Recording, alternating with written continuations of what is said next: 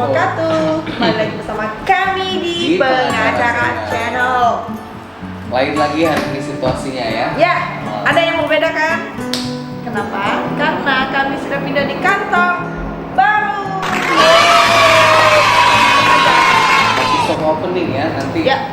Dan openingnya nanti dikabari ya seluruh netizen. Dan masih ada bunyi-bunyi guys, karena ada pekerjaan dari pemasangan apa nama ya? Lemari duit Pengacara Channel. Amin. Jadi mohon maklum kalau seandainya ada suara-suara yang gitu. Jadi ini juga masih belum ready 100% karena masih dalam sedikit renovasi dan meja-meja juga belum full. Masih dalam perjalanan ya. Ya. Terus Welly, kita hari ini mau bahas apa? Hari ini kita bahas tentang sebenarnya terbilang sepele tapi nggak sepele-sepele amat. Tapi sudah ditemui di selama ini sehari-hari, Iya, ditemui semua orang lah biasanya kata-kata. Kadang jadi pertanyaan juga ya. Iya. Kita hari ini bicara tentang urgensi mungkin ya. Urgensi, apakah penting suatu perjanjian itu dibubuhi materai Karena atau surat pernyataan dengan materai dan lain sebagainya. Karena orang awam beranggapan rata-rata ya, kalau suatu perjanjian itu mereka berpikir kalau tidak ada materai itu pasti tidak sah ya. Nah, apa betul seperti itu? Kita bahas ya. Apakah benar apabila suatu perjanjian itu tidak dibubuhi materai menjadi tidak sah? Begini ulasannya. Jadi mengenai keabsahan dari materai dalam suatu perjanjian itu, adanya materai itu tidak wajib ya, karena syarat sah perjanjian itu antara lain 4 dan materai tidak ada di dalamnya. Mungkin syarat sah perjanjian silakan dijelaskan. Kalau syarat sahnya perjanjian itu satu ada 4 kan tadi katanya, satu sepakat. Jadi di antara orang yang membuat perjanjian itu harus sepakat dulu. Ya. Sepakat dulu. Oke, aku mau beli tanah ini, sepakat kita. Berapa harganya? 100 juta. Oke, aku setuju. Dia setuju. Itu sepakat namanya. Tidak ada pemaksaan, penipuan, pengancaman itu ya. Sepakat. Betul, itu sepakat namanya. Kedua itu adalah cakap. Artinya yang dibilang cakap itu orang yang membuat perjanjian itu harus cakap dulu, baik umurnya. Cakap ya. Mampu melakukan perbuatan tidak gila. Tidak dalam pengampuan ya. Bukan anak-anak yang di bawah umur. Betul.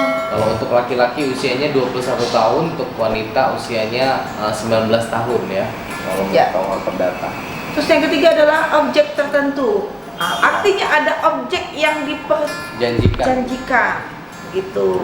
Benar-benar nyata dan jelas ya. Ya, bukan objek yang kira-kira di awang-awang. Kenapa? Karena banyak sekarang ini terjadi. Nanti kita bahas lagi ya masalah arisan online, tanam modal online. Tokek 1 miliar.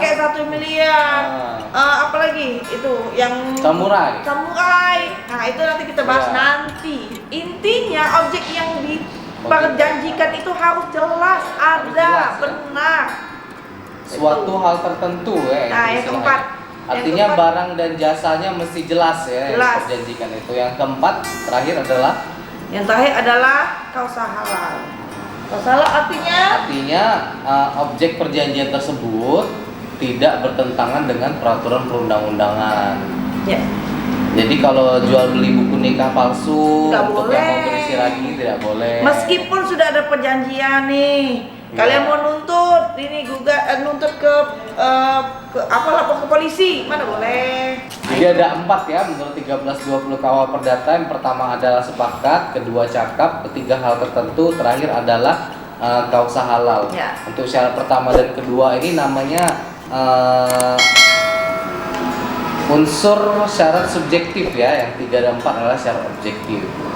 Ya. Nah, mungkin kita sudah tidak asing lagi ya dengan peribahasa kata-kata seperti ini, Bel. hitam di atas putih. Ya, jadi orang selalu bilang kita buat perjanjiannya hitam di atas putih. Tertulis dianggapnya kayak itu, dan perjanjiannya itu harus dibubuhi materai baru dianggap sah. Padahal tadi sudah dijelasin, materai itu bukan menjadi syarat sahnya suatu perjanjian. Namun, ada namunnya Wel. Namun saat ku sedang namun Undang-Undang 1385 ya tentang bea materai, pembubuhan materai itu dalam hal ini ya semacam kontribusi masyarakat aja kepada pemerintah mengenai ada pajak dokumen ya, pajak dokumen. Cuma dalam peradilan bagaimanapun juga walaupun tidak dibubuhi materai masih tetap dijadikan bukti ya. Apabila ada sengketa bagi para pihak ya. Jadi memang kalau seandainya materai itu memang tidak ada materai pun itu sah tetap perjanjian tersebut. Tetapi apabila terjadinya di kemudian hari terjadi yang membuat gugatan di pengadilan, itu memang ada syaratnya harus ada materainya. Itu tandanya bukan sahnya perjanjian itu, tetapi sebagai syaratnya apa tadi menyebut ke web.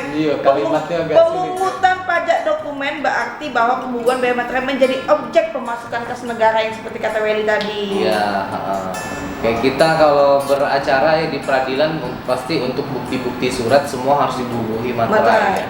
Walaupun fotokopi harus dibubuhi oleh materai. Karena itu sebagai alat pembuktian di muka pengadilan.